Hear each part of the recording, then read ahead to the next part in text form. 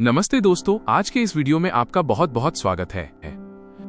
परमाणु ऊर्जा बिजली उत्पादन का एक शक्तिशाली स्रोत। परमाणु ऊर्जा संयंत्र न्यूक्लियर पावर प्लांट देखने में किसी भी अन्य थर्मल पावर प्लांट की तरह ही लग सकते हैं, लेकिन उनके काम करने का दिल यानी ईंधन और गर्मी पैदा करने का तरीका पूरी तरह से अलग और बेहद शक्तिशाली होता है। जहां कोयला संयंत्रों में आग जलाकर गर्मी पैदा की जाती है, वहीं परमाणु संयंत्रों में परमाणुओं को तोड़कर ऊर्जा निकाली जाती है।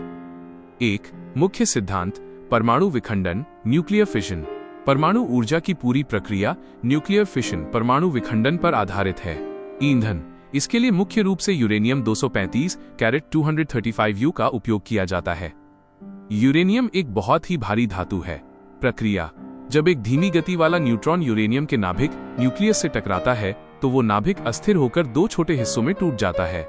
ऊर्जा का निकलना इस टूटने की प्रक्रिया में भारी मात्रा में गर्मी हीट और अधिक न्यूट्रॉन निकलते हैं। ये नए न्यूट्रॉन अन्य यूरेनियम परमाणुओं से टकराते हैं, जिससे एक चेन रिएक्शन श्रृंखला अभिक्रिया शुरू हो जाती है। 2. रिएक्टर का हृदय जहां ऊर्जा जन्म लेती है। परमाणु संयंत्र का सबसे महत्वपूर्ण हिस्सा न्यूक्लियर रिएक्टर होता है। इसे एक बहुत ही मजबूत स्टील के बर्तन में रखा जाता है। ईंधन की छड़ें फ्यूल रॉड्स यूरेनियम को छोटी गोलियों पेलेट्स में बदलकर लंबी धातु की छड़ों में भरा जाता है। कंट्रोल रॉड्स ये कैडमियम या बोरॉन जैसी सामग्री से बनी होती हैं। इनका काम न्यूट्रॉन को सोखना है। अगर रिएक्शन बहुत तेज हो जाए तो इन छड़ों को नीचे कर दिया जाता है ताकि प्रक्रिया धीमी हो सके। यह सुरक्षा का सबसे बड़ा हथियार है। मॉडरेटर ये अक्सर पानी या ग्रेफाइट होता है जो न्यूट्रॉन की गति को धीमा करता है ताकि वे यूरेनियम परमाणुओं को आसानी से तोड़ सकें। 3. गर्मी से बिजली तक का सफर। बिजली बनाने की प्रक्रिया को हम इन चरणों में समझ सकते हैं। 1. गर्मी पैदा करना। रिएक्टर के अंदर विखंडन फिशन से पानी बहुत गर्म हो जाता है। यह पानी इतना गर्म होता है कि सामान्य परिस्थितियों में भाप बन जाता, लेकिन भारी दबाव के कारण यह तरल बना रहता है। 2. भाप बनाना स्टीम जनरेशन। ये गर्म पानी एक पाइप के जरिए दूसरे पानी के टैंक स्टीम जनरेटर तक जाता है। यहाँ इसकी गर्मी से दूसरा पानी उबलने लगता है और उच्च दबाव वाली भाप स्टीम बनती है। 3. टरबाइन घुमाना। ये शक्तिशाली भाप पाइपों के जरिए टरबाइन तक भेजी जाती है। भाप के दबाव से टरबाइन के पंखे तेजी से घूमने लगते हैं। 4. बिजली उत्पादन जनरेटर। टरबाइन एक जनरेटर से जुड़ा होता है।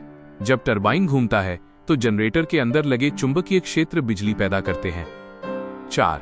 ठंडा करना और पुनर्चक्रण कूलिंग टावर। आपने परमाणु संयंत्रों के बाहर बड़े बड़े चिमनी जैसे आकार देखे होंगे, जिन्हें कूलिंग टावर्स कहा जाता है। एक बार जब भाप टरबाइन को घुमा लेती है तो उसे वापस पानी में बदलना जरूरी होता है। इसके लिए कंडेंसर का उपयोग किया जाता है, जहां ठंडा पानी भाप को ठंडा करता है।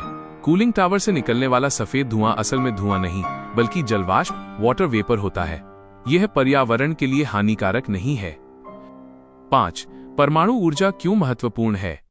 परमाणु ऊर्जा के कई लाभ हैं जो इसे भविष्य के लिए जरूरी बनाते हैं। शून्य कार्बन उत्सर्जन। कोयले के विपरीत परमाणु ऊर्जा बिजली पैदा करते समय कोई ग्रीन हाउस गैस जैसे CO2 नहीं छोड़ती। यह जलवायु परिवर्तन से लड़ने में सहायक है। अत्यधिक दक्षता। यूरेनियम की एक छोटी सी गोली एक पेंसिल इरेजर के आकार की उतना ही ऊर्जा दे सकती है जितना कि लगभग 1 टन कोयला। स्थिरता।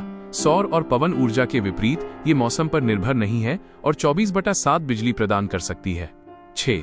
सुरक्षा और चुनौतियां। हालांकि ये बहुत सुरक्षित तकनीक है, लेकिन इसकी अपनी चुनौतियां भी हैं। परमाणु कचरा न्यूक्लियर वेस्ट इस्तेमाल किया गया ईंधन रेडियोधर्मी रहता है, जिसे हजारों वर्षों तक सुरक्षित रूप से स्टोर करना पड़ता है। दुर्घटना का डर। हालांकि आधुनिक रिएक्टर पैसिव सुरक्षा प्रणालियों से लैस हैं, फिर भी चेरनोबिल या फुकुशिमा जैसी घटनाएं हमें सतर्क रहने की याद दिलाती हैं। निष्कर्ष। परमाणु ऊर्जा संयंत्र विज्ञान और इंजीनियरिंग का एक उत्कृष्ट मेल है। यह परमाणु के सूक्ष्म संसार से ऊर्जा निकालकर हमारे विशाल शहरों को रोशन करने का काम करता है। जैसे जैसे हम क्लीन एनर्जी की ओर बढ़ रहे हैं, परमाणु ऊर्जा हमारी ऊर्जा जरूरतों को पूरा करने में एक मजबूत स्तंभ बनी रहेगी। उम्मीद है आपको ये वीडियो पसंद आया होगा। इसे लाइक और शेयर करना न भूलें, चैनल को सब्सक्राइब करें और अपनी राय कमेंट्स में जरूर बताएं।